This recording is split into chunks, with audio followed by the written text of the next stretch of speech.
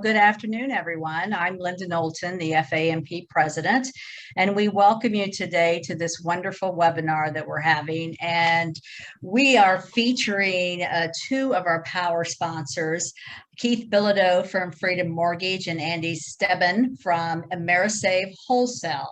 And the first thing I want to do is thank these gentlemen and thank these companies because they have, I think we got our third speaker just rolled right in here. Sorry about that. That's okay. That's okay. We're all busy. And we have Angel Oak, John Gimon.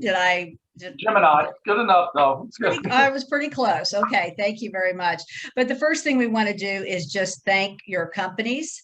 Thank you for your support to this industry, and thank you to your support to FAMP Association.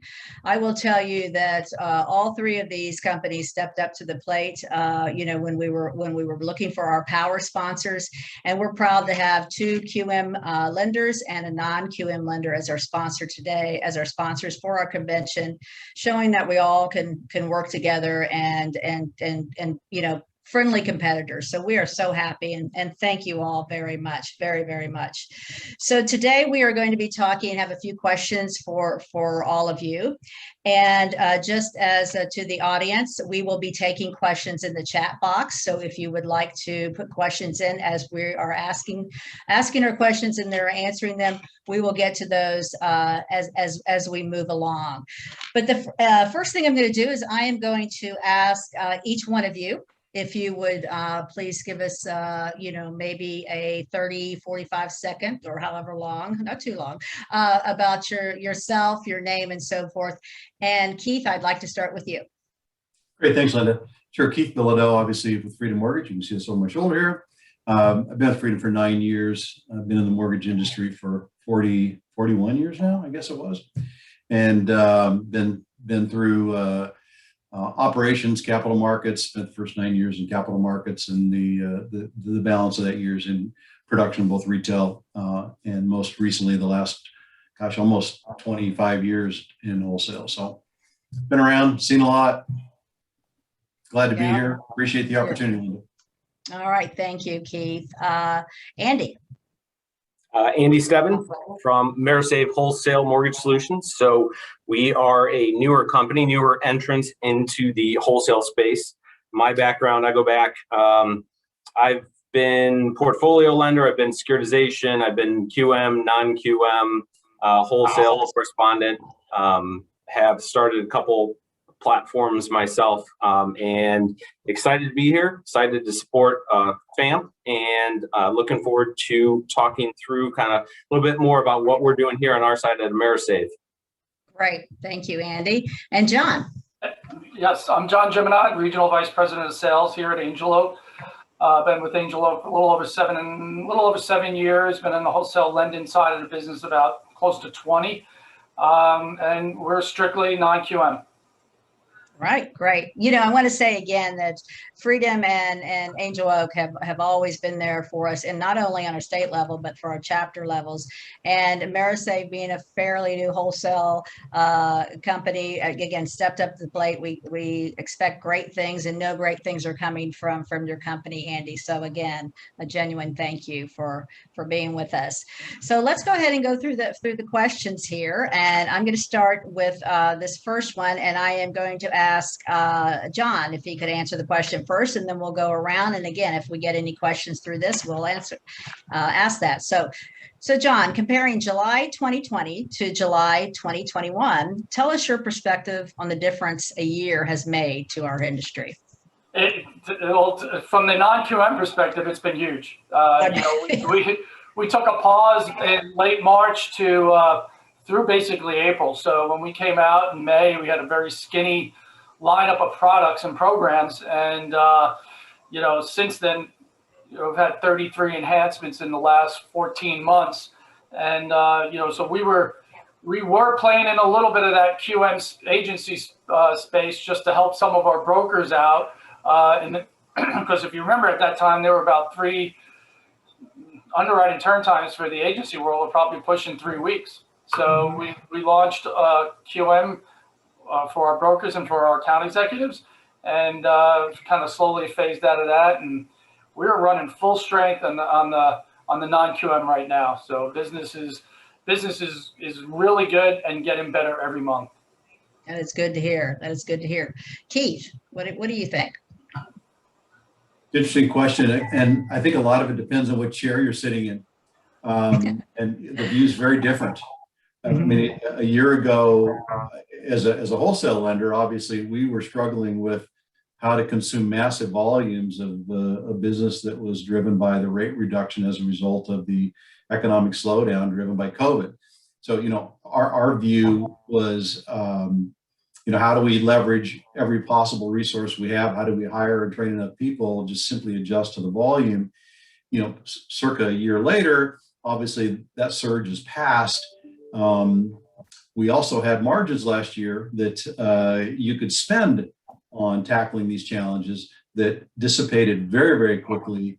By the end of Q1 this year, all of that had been squeezed completely out of the business, and we found ourselves back into, operating. And it's it's a whole different discussion when you're operating at a profit, and how much of that profit do you want to spend versus you're operating at a loss, and how much can I afford to lose?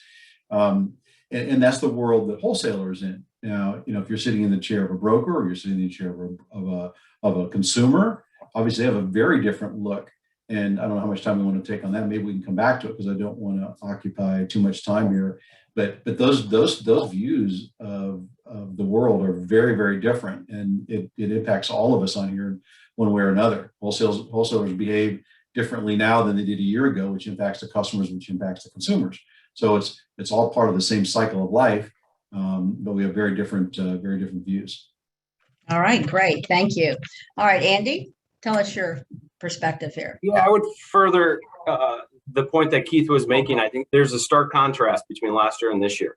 It starts with volume. It goes to margins. It goes to all different avenues that we can kind of touch on. But the reality is as Keith mentioned, you go from trying to absorb as many loans as you possibly can and how quickly you can handle them to producing loans at a level that's not a cost to you from an investor. And so when you talk about it in which chair, as Keith mentioned, which chair you're sitting in, from an originator and from a borrower standpoint, it's been fantastic, right? So you should have had the best year of your entire life last year.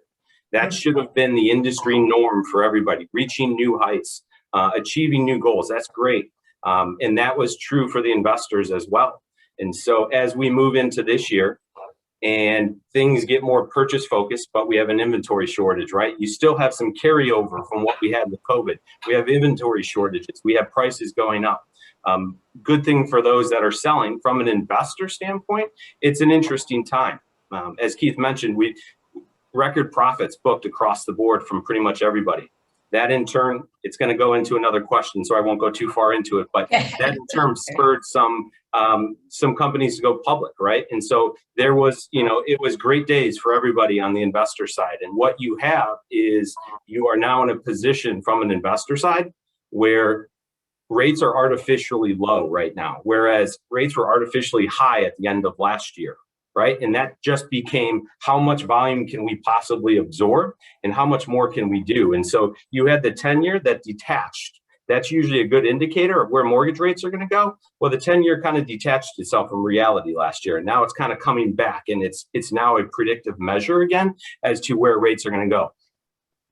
Investors still are in this process of figuring out, and in particular in the wholesale space, and there's some interesting stuff going on there between other colleagues in this space and kind of what they're producing in the marketplace. But what you have is you have the necessity for investors to be able to improve their cost to produce. And so had they spent money and not be a human capital based production line, times like this become a little bit easier to manage. But it's something that I think the investor community is attempting to deal with, because as I mentioned, rates are artificially low right now. You have probably a hyper competitive market, something that we haven't seen. That contrast of the highs to the lows of where we are hasn't been seen in this amount of time.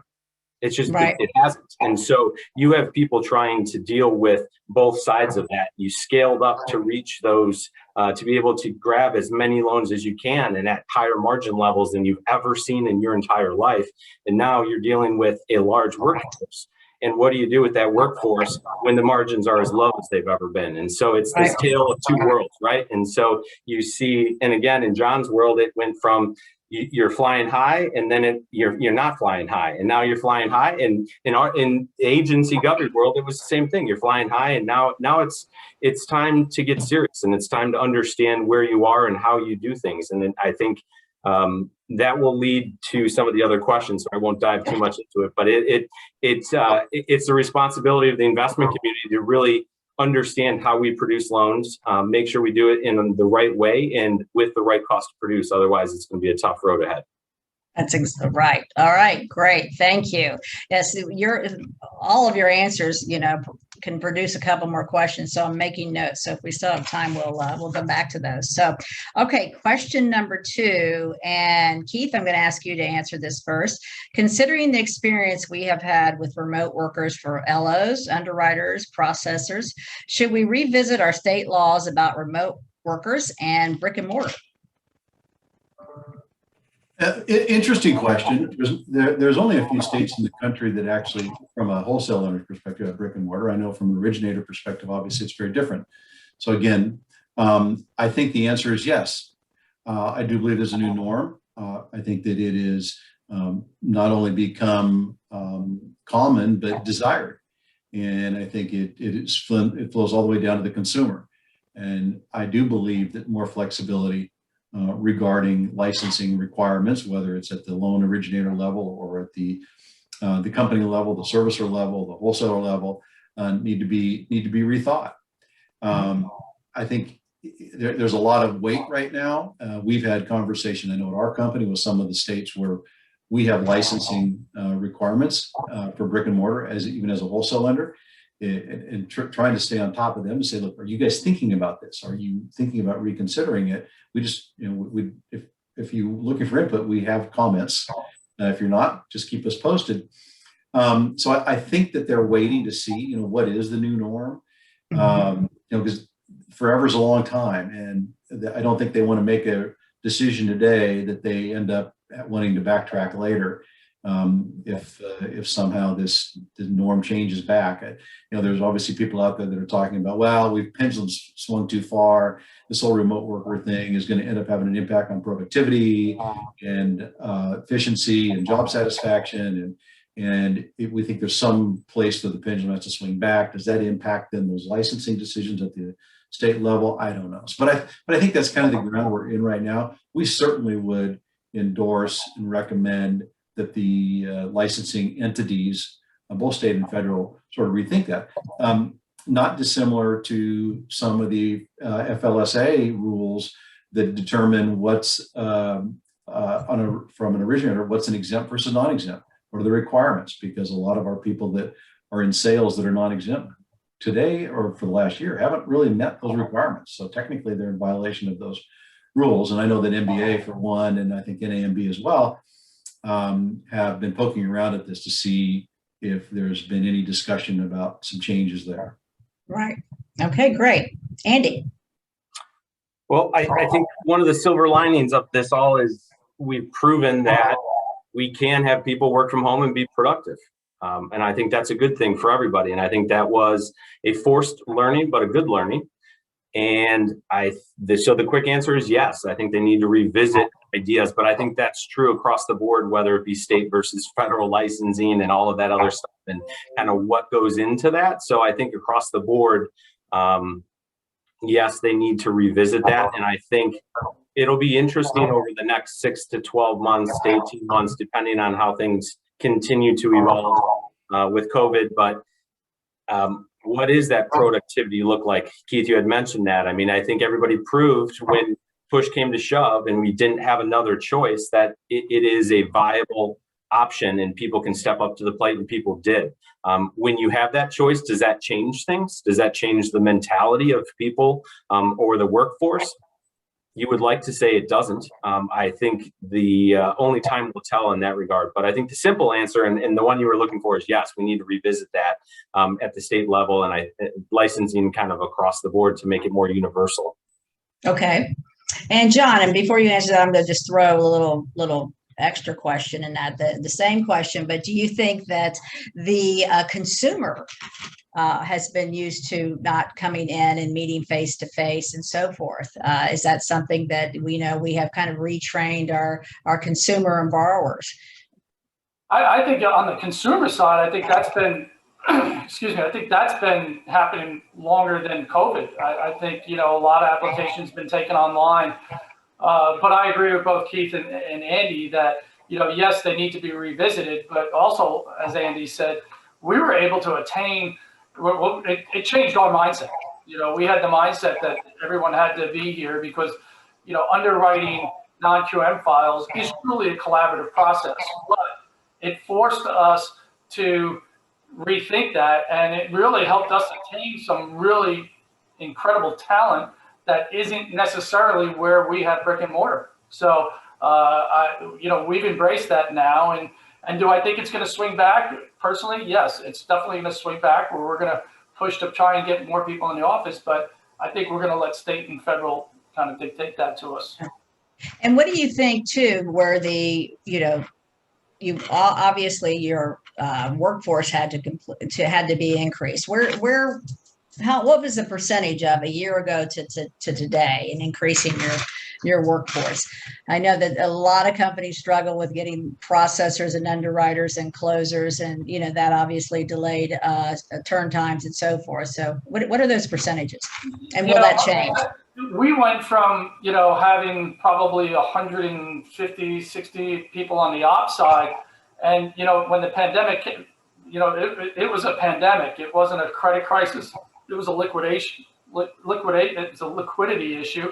And, so we didn't know how long that was going to last. So unfortunately, we had to downsize a little bit on the sales side and the ops side. So not only were we competing for the talent that everyone was competing for, that pool of talent. So that, again, as I mentioned earlier, kind of pushed us in a direction to say, hey, it's okay to work remote. We were just looking for really, really talented people. And so we're probably back full staff levels to where we were prior to the pause. And Keith, how about Freedom? A little different. We actually provided liquidity, and we did not exit the market when things got tough. And as a result, we grew our staff immeasurably. I mean, we grew 4 times our employee base between March and the end of the year. And we have reduced about a quarter of that or so, or a third of that, as we've rolled through the second quarter of this year, just to adjust to the volumes. But last year, when we saw others exiting the marketplace because they were frightened of what was going to go on in some of that space, we stayed in. And as a result, we saw a huge surge in business. I mean, it was unmanageable, to be honest with you. But we felt like that was the right thing to do, and we had the ability to do it. We had the capital to do it. And since a lot of it was government lending, which obviously for many of you know, that's sort of our mainstay product, it was a great opportunity for us. And like I said, we were thrilled. Luckily, we had extra profit in the business that we could afford to be ineffective and inefficient, because when you're throwing 3 out of every 4 of your operations staff that are new, that just learned there was a T in mortgage 3 days ago, you don't get great efficiency in that group, right? So you're solving a problem by throwing a tremendous amount of bodies at it, which obviously has cost to it. But fortunately, the market allowed us to build that cost into the pricing, so we were able to do it. And unfortunately, obviously, when things tightened up and the world changed and started going back to whatever the normal is going to be, then we had to make some adjustments. But we had a different experience than what John had, because we're in a different part of the product spectrum than he was in. And Andy, I'm sure you had a different experience as well, opening up and launching wholesale. So did you see challenges out there with basing up your workforce? Yeah, so I think it's blessing and curse, right? So it forced us, when you enter in the wholesale space last year, it was easy pickings in terms of there's just so much production, right? If you opened your doors, there's going to be a flood of applications that come in, no matter what you did, said, or anything otherwise. It was just there. And so I think what we had to do was take a step back and say what usually happens in an event like this afterwards, and that's the decreasing of margins. And so the one thing in the approach that was different for us is we weren't open during last summer. But what we did is we had to build a machine. We had to build something that was more viable because we knew what was coming and what we were going to be jumping into. And so the focus on technology, the focus on process innovation was really the key aspect for us in terms of how do we go into a market and look up at Keith, at Freedom, at Rocket, at UWM, and how do you walk into a space like this and think that you can compete, right? You have very established people. And so the idea behind that is the one thing the mortgage business as a whole we have not done a great job of is technology. We have slick front-facing technology, meaning to brokers or to borrowers, and behind the scenes, it's the hamsters running in the wheel, right? It's human capital based. So we have to have a model that is able to ebb and flow better, and our cost to produce has to put us in a position to be able to compete in that space. And so, yeah, it's been totally different over the last 12 months. It's been a sole focus on that technology, and that's something that we found that AmeriSave already had, in leveraging that technology. And then to your point, I think the honest answer would be is we originally came into this expecting to have a larger focus at our headquarters in Minnesota and wanting that to really be the true hub of our channel. And the reality is we just found that there was a lot of talent out there dispersed amongst all different areas.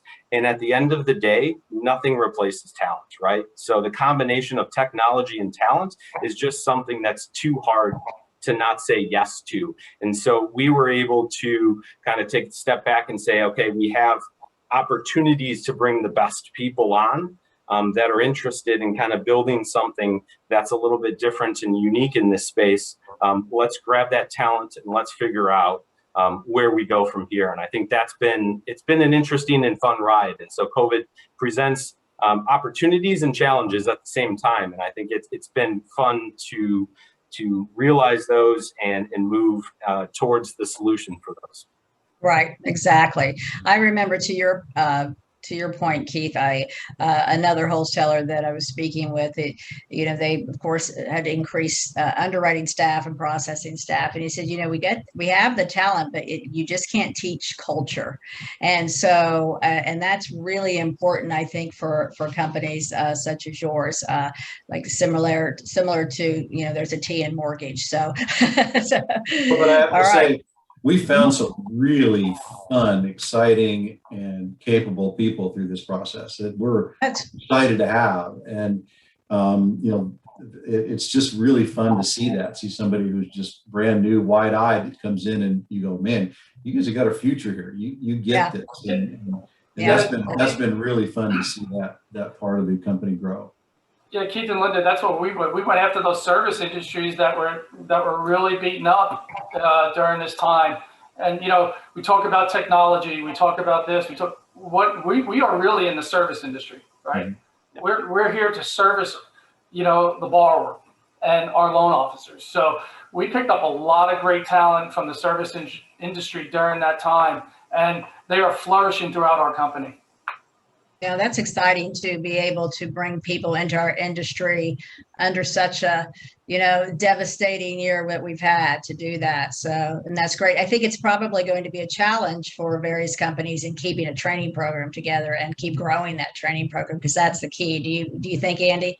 Yeah, I would say you're exactly right. Some of that is kind of what we're doing here, right? It's video. It's able to reach more people. We were talking about that just before we came on here. I think it's important for us as an industry to reach a younger generation, that it's not, you don't have many people that go to college and come out going, I'm going in the mortgage business, right? That's just not, right.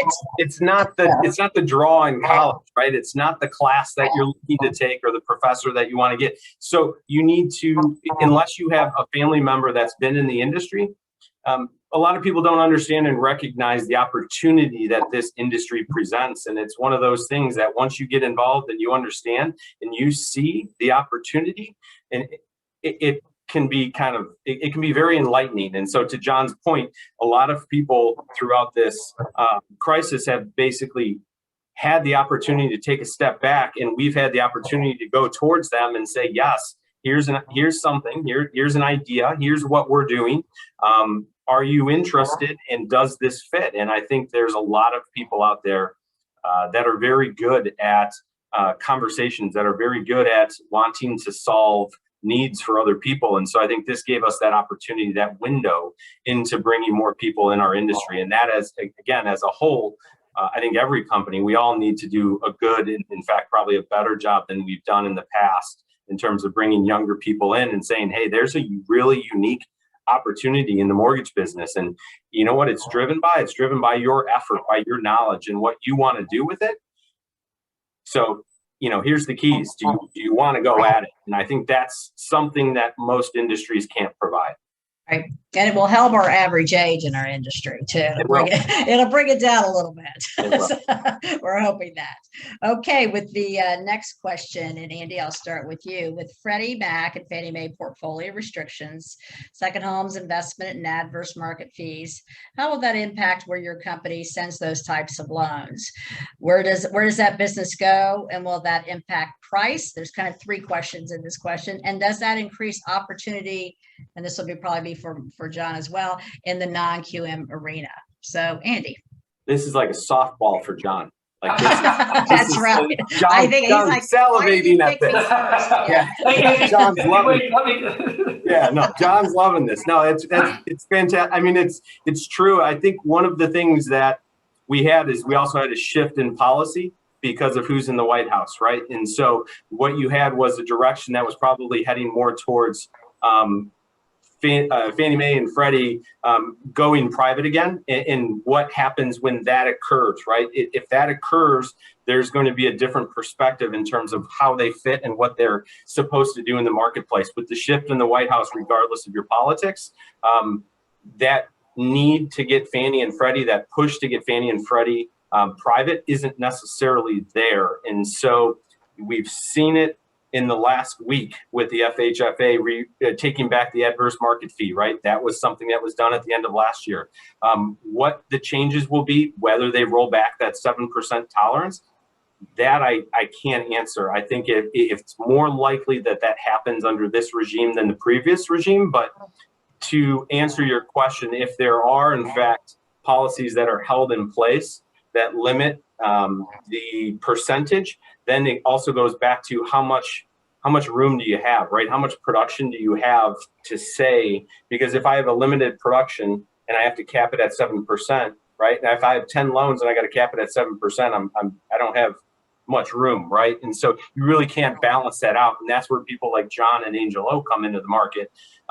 Whether it be a REIT, whether it be private securitizations, whether it be other options that come into this space or a portfolio, they would fill that need. I think as a whole, our industry is kind of out of sync, right? We got out of sync in 2007 when we went too high towards securitization, and we've gone the other way. And the pendulum almost went too far towards agency government mix, and really primarily agency. And so there's room, and a healthy economy, a healthy mortgage market has a balance of both. And so I don't know that I love the government driving that by these artificial means in terms of 7% non-owner occupied and other factors like that. But I think as a whole, the industry is healthier when we have a balance.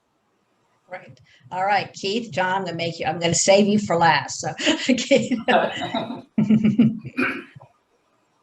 to save John for last or me for last? Yes, I'm going to save John for last. Yes.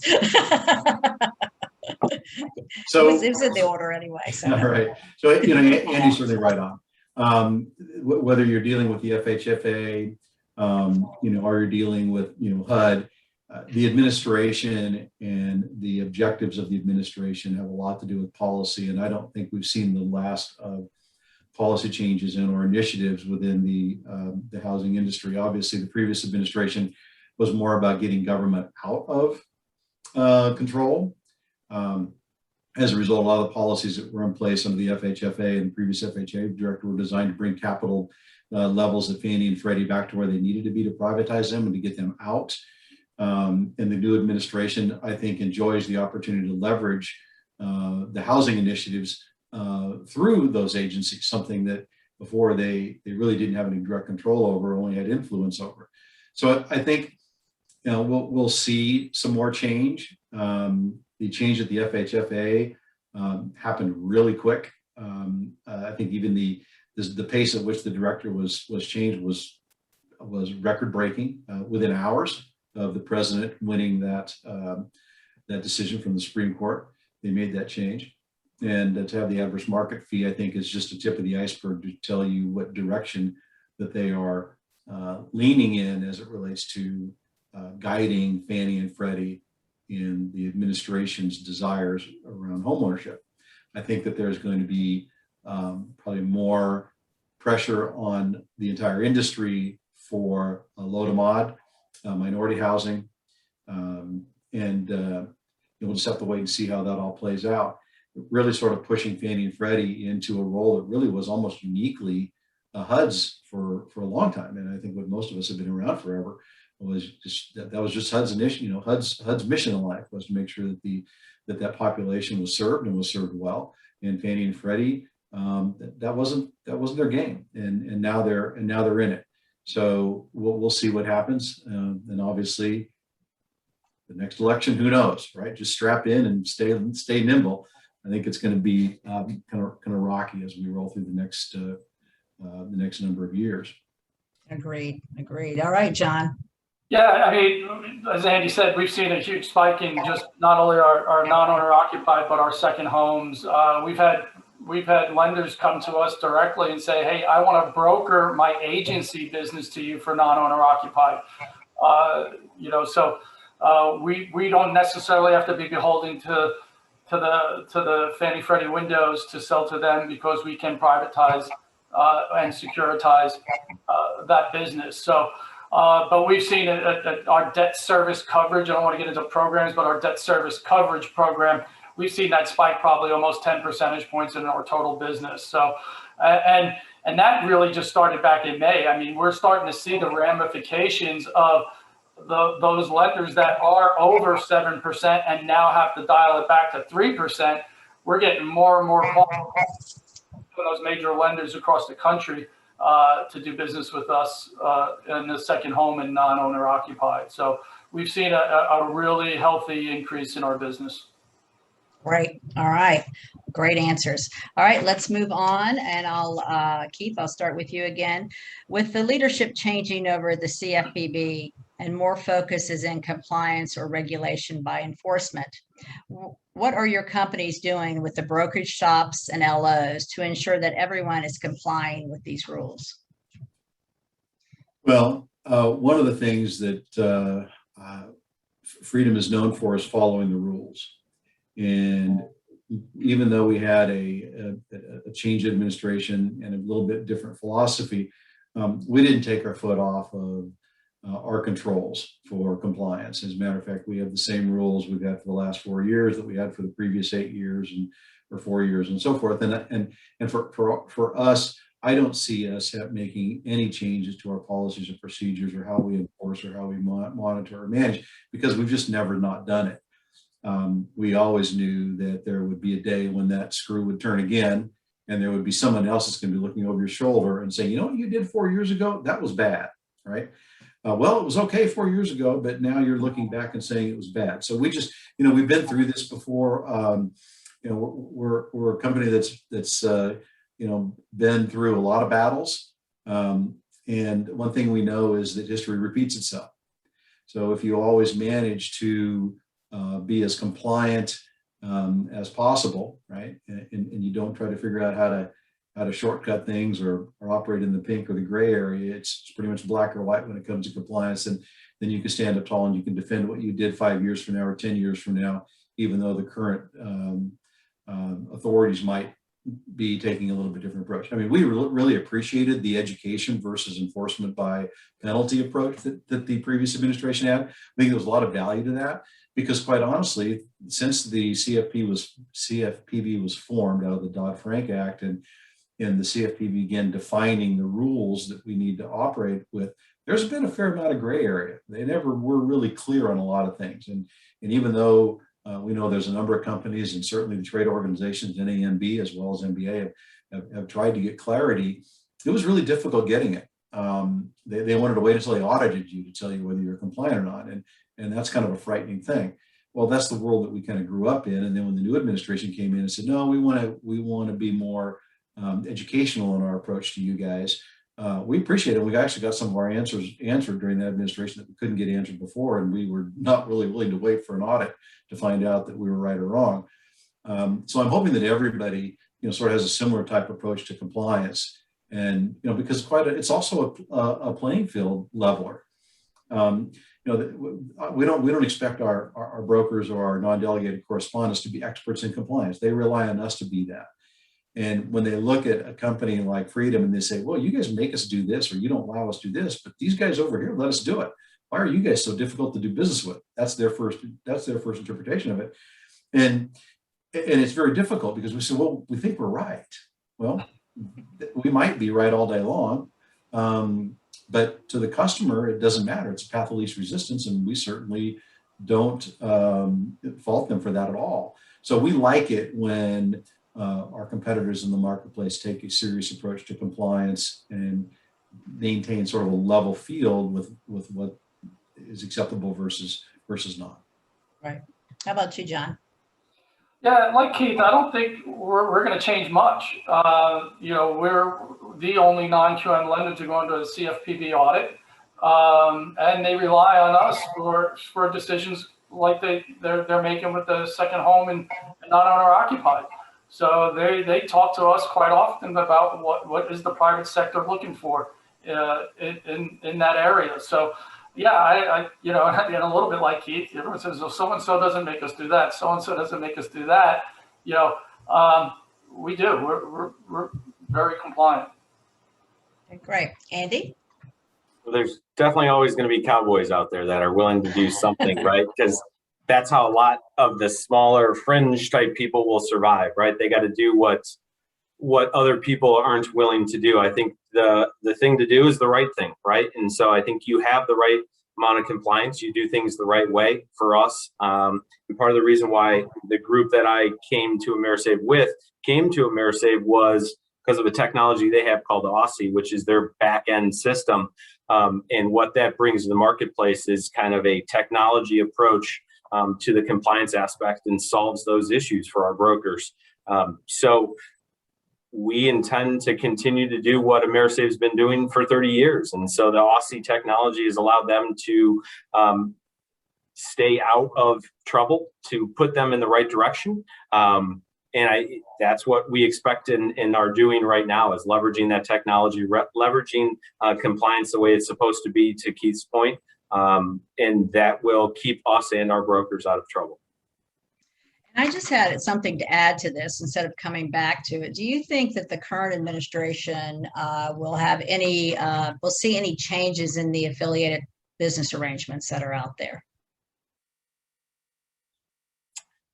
Andy? Is it, and I'm specifically talking about, real estate companies, title companies, mortgage brokers, and also the builders. They got too big a lobbying groups. They got too big a lobbying groups. I don't think so. Well, okay. Yeah. And you're seeing kind of a resurgence in origination in terms of the JVs or partnerships with realtors and stuff like that. And so it was interesting in that it varied by state, but there were certain states where that was very, very prominent, and it was all about getting the space in the shops with the realtors and JVs and stuff like that. You had the Berkshire Hathaway venture that was all part of that, and that was done with Wells, and then that obviously all got pushed to the side. Well, you're starting to see that come up again in more states. There was a couple articles recently that came out at the national level in regards to those partnerships. It'll be interesting to see how the how the new regime deals with that, because that'll be a topic of conversation again that comes to the forefront for sure. Yes, exactly. When you see a surgence of that, that's when, of course, that's when the eye gets put on back on that ball. So, any other comments, John? Yeah, I agree with both Andy and Keith. So, I guess it's wait and see. Wait and see. All right. Linda, before we move off this topic, there's one thing I just Absolutely. want to mention, and I'm not sure that it's risen to visibility to a lot of people in the industry, but there's some new capital requirements that are out there that kind of snuck in from Ginnie Mae on government servicers that are being proposed, and it's really quite alarming. And I don't know if it was intentional that it was snuck in, but it certainly seems odd that it all of a sudden showed up without a lot of fanfare. And these capital requirements on government servicers, anybody that owns what's called MSRs, and MSR is a mortgage servicing right, and this is in relationship to people who own Ginnie Mae mortgage-backed securities, which is where the overwhelming majority of all FHA and VA and USDA loans end up going into. These capital requirements are incredibly onerous. And if these capital requirements end up being adopted and imposed, it's going to create a very interesting pricing dynamic in our world. And it's going to roll all the way down to the brokers, and it's going to ultimately be paid for by the borrowers. Because I don't know if your audience here is aware, but especially in the governments, in both government and conforming, i.e. when I talk about conforming, I'm talking about GSE, Fannie, Freddie loans that are securitized in the UMBS space, or whether government loans, FHA, USDA, or Ginnie Mae. The originators that originate those loans as a wholesale lender take a loss on those loans. Mm-hmm. And the only way they recover those losses is by monetizing that MSR, that mortgage servicing right. You can monetize it in one of two ways. You can either sell it, or you can own it and you monetize it over a period of time. No right or wrong strategy to that. It's just different, right? Freedom's strategy is to own it. Many of our competitors' strategy is to sell it. They would sell it in the marketplace to somebody, maybe it's a Chase or a Wells or a Pingora or, fill in the blank, right? There's people that they're in the business of owning MSRs. Well, if you own MSRs and all of a sudden your capital requirements are up 250% because on the Ginnie Mae's, all of a sudden the servicing values are going to drop dramatically. The people that are willing to buy Ginnie Mae mortgage-backed securities are going to go, wait a minute, these capital ratios go into play. I can't spend this kind of money on it because I've got all this capital now that I've got to hold aside that I can't put to work. So my return on capital as a company is going to drop dramatically. If I have to buy capital or have to borrow capital to meet my capital requirements, I've got a cost of capital there.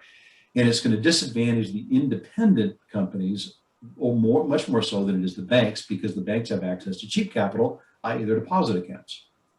So this is a very interesting thing, and I will tell. I'm only bringing it up because if any of you hear about it or you're asked a position on it, it's not healthy. It's got a tremendous amount of objection being mounted from the industry. The MBA and I'm hoping NAM. I haven't had a chance to talk to the NAM board about this yet or not, but this should be something that as an industry, we should really oppose because it will impact the independents much more so than the banks. As you know, the independents are where the majority of the government origination servicing ends up flowing, because historically the banks over the last, since the mortgage meltdown, have gotten out of certainly the origination of MSRs. It's kind of interesting that, in 2020, independents, which would be somebody like us and Andy and John, we own 61% of the purchase market came to independents versus non-independents, i.e. regulated institutions like banks and savings associations and so forth. So it is important to us. And I only bring it up again because I don't know that it's gotten on everybody's dashboard yet. And if not, be looking for it. If you have an opportunity to opine in on it, to provide feedback, you should do so. I'm not going to tell you that you have to oppose it, but I think you should look at it hard enough to take a position on it. I can tell you that we oppose it. So anyway, as long as we're on the regulatory topic, I thought I'd toss that in there. Oh, I really appreciate you bringing it up because we're not sure if all of our audience knows about that. So, and if it's something that was snuck in, we've had some very busy months the last few months. So some of those things we don't quite pay attention to. So, well, with all the regulatory change and the seat shuffling that's going on, it's hard. It's easy for these things to sort of get, whether it's unintentional, intentional, kind of slip through a crack, right? When it's with the regime change, it seems like, like Republican to Democrat, I mean, it seems like they push it more towards having higher capital requirements, which pushes it towards the banks, and the banks are doing nothing but pushing it back. So, I mean, to your point, Keith, it's going to be a kind of a tug of war in terms of being able to fill that void by the right people if something like this goes into place. Well, it's also interesting to me because you would think if the current administration's interest is really in expanding low to moderate housing and minority housing, why would you want to disadvantage a government program? Mm-hmm. It just exactly. It's like it doesn't seem to me that everybody's on the same page, and there might be competing agendas here. Right. Exactly. I just want to share with you before we go to the next question, and we have time for this question, is that there has been 0 questions in the chat. So I've never seen a group of mortgage brokers be so silent. So they must be mesmerized by all 3 of you. Or they're all multitasking and they're staying on too. I mean, we still have a large crowd. So you guys are doing an incredible job. So unless they're chat button doesn't work. All right, so I am going to start with John on this. Considering the recent lenders that have gone public and or purchased in the last 12 months or so, do you see a large consolidation of lenders in our industry, let's say over the next year? Yeah, the only thing I really, I would be just speculating if I knew anything, but we did just go public with a REIT within the last 60 days. So, I can comment on that. As far as, acquisitions and, I'd be just speculating. I think that's probably going to be more in the lender side of the business, not the wholesale non-QM side. I think it's going to be more on the other side. As we talk about margins getting, smaller and smaller, I think you will see, acquisitions going on. Okay. Andy? It's going to be an interesting 18 to 24 months. So record profits, companies going public, several competitors in the space going public, backing up to what are record lows in terms of margins. Most investors I've ever met aren't looking to not make money on their investment piece. And so over the next 6, 12, 18, 24 months, those that have gone public have an interesting road to go down. And whenever you start talking about the type of environment that we're in terms of margin compression and the competitiveness of the wholesale space in general right now, it always leads to some consolidation. So you will see some of that. Is it, could I predict who the next big domino or the next big domino that's going to fall? I don't have that view into everybody's finances, but I think that just the reality is that at the current levels, and my comment earlier of the rates are artificially low today, it's unsustainable, especially for those in the public sector.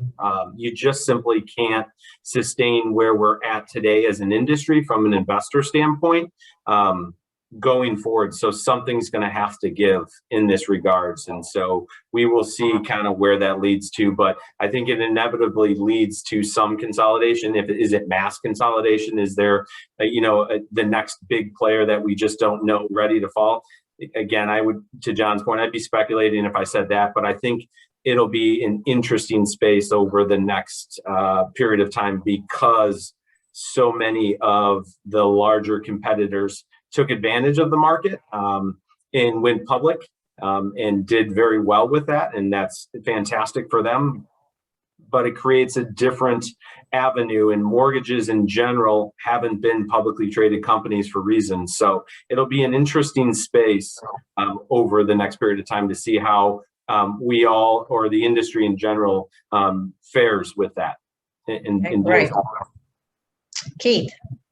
Yeah, look, Andy jumped right on. I mean, the reason for mergers and acquisitions last year was for profit and or to cash out and move on in life. The reasons this year are going to be very different. They're going to be economically driven, probably for survival, I would think, more than anything. I cannot express to you the magnitude of difference in profit margin and or loss between last year and this year. I can tell you that the last number of months in my entire career, very seldom have we seen it this competitive with this much negative margin, all driven into the business. So there will be people that can't survive that because they don't have the scale, they don't have the operational efficiency, maybe they don't have the technology to help them offset, human capital costs.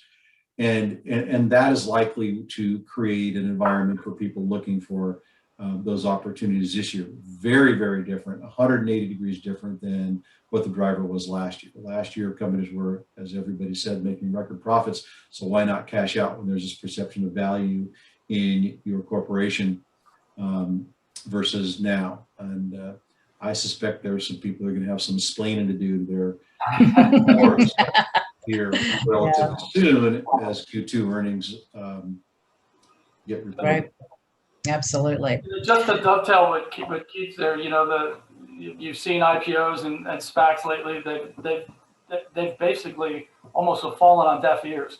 And I think, as you talk about margin compressions, and it's great to have cashed out, but you got to answer quarter to quarter to a stockholder, and Rocket Mortgage is still below of what they IPO'd at. So just take that.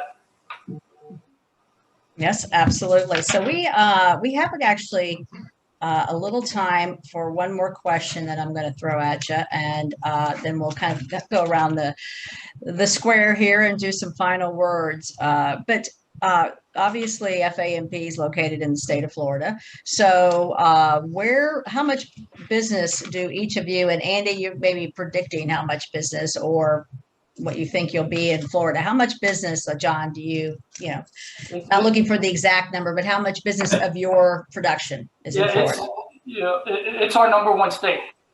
So in the country, California being a close second, but it's just because of the people we have there too. It's a lot of my accounting executives there. I'm honored and lucky to manage such a seasoned group of just true professionals. So it is our number one state, and I think it will continue to be as everyone's migrating to Florida, as you guys are seeing that increase. Yeah. How about you, Keith? What's Freedom's percentage? So similar to John, it's our number one state in units. It's in our top 3 states typically in dollar volume, but not always number one, just because of average loan balance differences. But it's typically number one in units, and a lot of that is because, similar to John, our most mature, and I don't mean that by age, although some of it might apply. Careful, yeah. I know. I didn't say that. I'm gonna get in trouble after this, right? We have more account executives. We have more account executives in the state of Florida than we have in any other state. Most of them have been with us for anywhere from 10 years and longer, all the way up to 30 years. As an accountant, think about that as an account executive. Wow. And the manager of our office there, Kim Crick, I think celebrated her 32nd anniversary with us. Yes, I think she did. So we have a tremendous footprint in Florida. It's our most mature office from just a historical perspective. And I think that in and of itself just drives a lot of that volume towards us. We couldn't be more pleased with the representation we have in Florida. Our account executives are just doing an outstanding job. And like I said, they're all good to begin with, but then when you take an ad that they've been here 10 years or longer, they really know the company. So when you talk about value to a client, that's really what it's all about. It's how do we get things done, and our people are the best at that. So now, Andy, I know you're Amerisave Wholesale's just in its few months as far as in Florida, but you've got some a couple really great dynamos of AEs that I know, which Robert and Tanya. So tell me what you think, your production's going to be, let's say, for Florida. We would expect that it's one of our top states simply because of the two names that you mentioned. So I think we went after and got the best in the business, and Bobby Cox and Tanya Mills. So the expectations are that they're going to knock it out of the park. And we've already seen a huge surge in applications and people coming on, and only expect that to continue. So we give them all the support in the world for them to be able to handle anybody and everybody in the state of Florida. So expectations are that they're gonna knock it out of the park, as they're already doing. So yeah, I think absolutely for you, and John and Keith, you're exactly right. With the talent that your companies have, it's unbelievable. So and I like to hear that we're your number one state. Well, I wanted to share. Oh, go ahead. I'm going to tell you one thing. The Florida Association is probably the best organized association, and we do, obviously, as a national lender, we participate in a lot of them. And this is one I look forward to. You guys just do a great job of engaging your brokers and your members, and you always respect those of us that are partners with you guys. I couldn't be more pleased with what we see going on within FAMP. Thank you very much. I really appreciate hearing that. I wanted to share just a little bit of tidbit information with you, because we had a webinar last week with the OFR, Office of Financial Regulation, who we have a great relationship with. But earlier in the year, we visited them in Tallahassee, and we were number of licensed originators was around 38,000, but with 1,500 to 2,000 new applications coming in. And today, well, as of last week, number of licensed originators in the state of Florida is now 53,727. So our numbers are continuing to increase, and it's just, I think we'll continue to hopefully be your number one states. We do have a question here.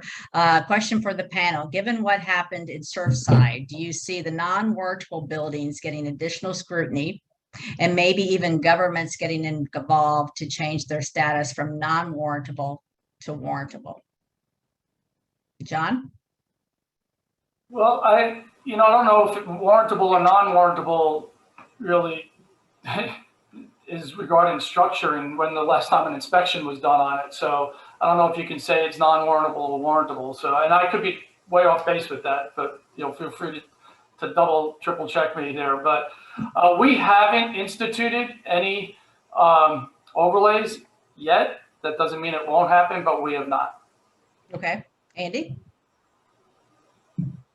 I don't know that there is a need for necessarily a reaction across the board. Again, I think it's a need for each individual complex and unit to keep up with their own structural integrity and do what they're supposed to do. Maybe people take a peek in that avenue more so than they have in the past in terms of when was your last inspection and by which company. Maybe people do that for a period of time, but I don't know that there's going to necessarily be a reaction to a tragic incident where it was kind of negligence that caused that, as opposed to something else. Right. And Keith? Yeah, I guess I don't have a difference of opinion than Andy and John on this same place.